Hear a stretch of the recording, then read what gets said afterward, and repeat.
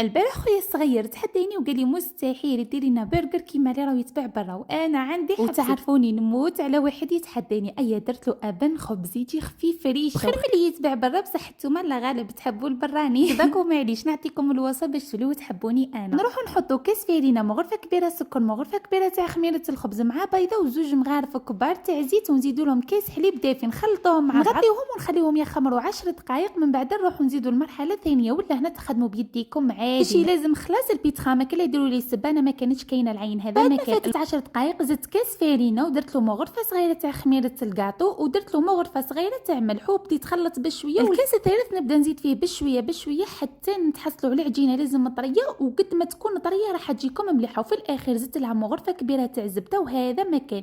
اعجنوها بيديكم 10 دقائق وشوفوا شحال بقالي من الكاس الثالث، يعني ديت كاس غير ربع من هذاك الكاس. من بعد مباشره غير تعجنت لي هذيك العجينه روحت قسمتها. تبي ديري عينك ميزانك ولا توزنيها بالميزان، انا درتها بين 70 غرام وبين 100 غرام، وتاع 100 غرام عجبوني خير وخير. من بعد شوفوا بهذه الطريقه اللي مورفه نعتها لكم، نكوروا العجينه تاعنا ونحطوها في بلاطو يكون مفرش بابي كويسون ونخليوها كيما نغطيوها ونخليوها لازم يخمر لي هذاك الخبز ويتضاعف لي الحجم تاعو باش نروحوا نطيبوه. نوجدوا الحشو البنين تاعنا. كانت عندي لهنا 50 الدجاج مرحي، زدت له دبشه مقطعه ولا معدنوس، وزدت له فلفل اكحل الملح الثوم فلفل احمر غرفه ونص تاع لا شابلور مع غرفه تاع الزبده، ونخلطوا كلش مع بعض نعجنوهم عجين. من بعد نحلوهم كيما راكم تشوفوا وعاونوا يديكم بالماء ولا بالزيت وحلوهم كيما راكم تشوفوا. من بعد طيبوهم فوق طاجين ما يكونش يلزق، اذا شفتوه يلزق لكم ادهنوا الطاجين تاعكم بشويه زبده وشوفوا ما شاء الله طيبوهم مليح باش يدخلهم الطياب.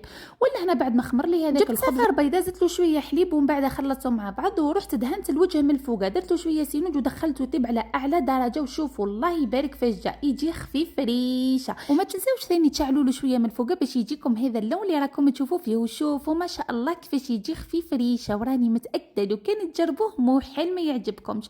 وبالنسبه للحشو ولا واش قادرين تعملوه نتوما هذا كيبقى لكم اختياري وكل وحده ومقدورها، ما تكلفيش روحك. ان شاء الله تعجبكم الوصفه تاع اليوم، تخليوا لي تعليقاتكم الجميله كيما موالفين وتبع فيها صحتك والسلام.